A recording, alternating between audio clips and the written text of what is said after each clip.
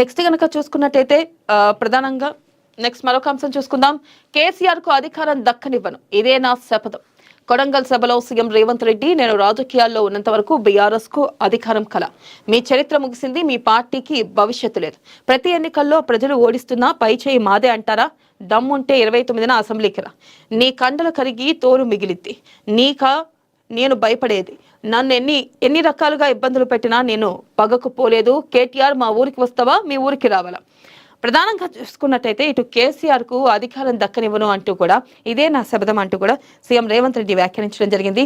ఏదైతే ప్రధానంగా చూసుకున్నట్టయితే కొడంగల్ సభలో భాగంగా సీఎం రేవంత్ రెడ్డి ఈ మేరకు వ్యాఖ్యలు చేశారు. ఆయన చేసిన వ్యాఖ్యల ప్రకారం చూసుకున్నట్టయితే, నేను రాజకీయాల్లో ఉన్నంత వరకు బీఆర్ఎస్ కు అధికారం అనేది ఒక కళ. మీ చరిత్ర ముగిసింది, దమ్ముంటే అసెంబ్లీకి రా, మాట్లాడుకుందాం అంటూ కూడా ఆయన ఇటు కేసీఆర్ కు సవాల్ విసిరారు. అలాగే మీకా నేను భయపడేది అంటూ కూడా ఇటు బీఆర్ఎస్ ని కేసీఆర్ ని ఉద్దేశించి ఆయన కీలకమైన వ్యాఖ్యలు చేయడం జరిగింది. మీ పార్టీకి భవిష్యత్తు లేదు, ప్రతి ఎన్నికల్లో ప్రజలు ఓడిస్తున్నా పై చేయి మాదే అంటారా అంటూ కూడా ఆయన ఘాటు వ్యాఖ్యలు చేయడం జరిగింది. దమ్ముంటే 29న అసెంబ్లీకి రా, నీ కండలు కరిగి తోలు మిగిలిద్ది, నీకు నేను భయపడేదే అంటూ కూడా ఆయన కీలకమైన వ్యాఖ్యలు చేశారు. నన్ను ఎన్ని రకాలుగా ఇబ్బందులు పెట్టినా నేను పగకపోలేదు.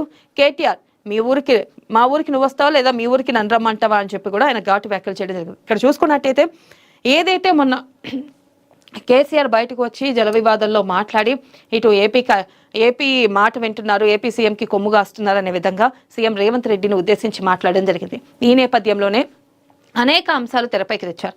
అప్పుడు కూడా సీఎం రేవంత్ రెడ్డి ఒకటే చెప్పడం జరిగింది, అసెంబ్లీకి రా, మాట్లాడుకుందాం, ప్రజాక్షేత్రంలో ప్రజల సమస్యల గురించి తెలుసుకుందాం, ప్రజా సమస్యల గురించి మాట్లాడుకుందాం అంటూ కూడా ప్రథమంగా సీఎం రేవంత్ రెడ్డి వ్యాఖ్యలిచ్చారు. కానీ ఇక్కడ చూసుకున్నట్టయితే కనుక ఇటు బీఆర్ఎస్ ఆరోపణలు చేయడం తప్ప దాంట్లో ఎటువంటి నిజాలు నిరూపించలేకపోతుంది.